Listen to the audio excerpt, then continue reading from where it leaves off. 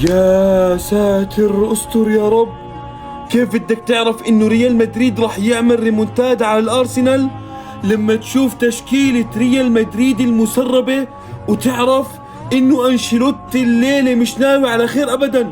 انشيلوتي بلش يصحصح بعد التشكيل اللي راح يلعب فيها امام الارسنال في مباراة الليلة، مباراة الريمونتادا. شوف التشكيل واستمتع واعرف مين هو اللاعب اللي ما راح يشارك واللي راح نفوز، لانه هو خارج التشكيلة. في حراسة المرمى كالعادة الاخطبوط تيبو كورتوا، على اليسار ديفيد ألابا، قلبي الدفاع روديجر وتشواميني، على اليمين اسينسيو.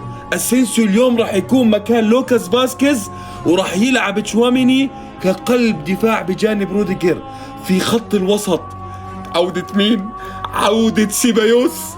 عودة سيبايوس يا ولد، عودة سيبايوس أخيرا، جنبه بيلينغهام وفالفيردي. في خط الهجوم فينيسيوس، كيليان مبابي ورودريجو. يا جماعة الخير سيبايوس، تشواميني قلب دفاع، على اليمين اسينسيو. لا لا لا لا، مستحيل. تشكيلة الريمونتادا، تشكيلة الريمونتادا.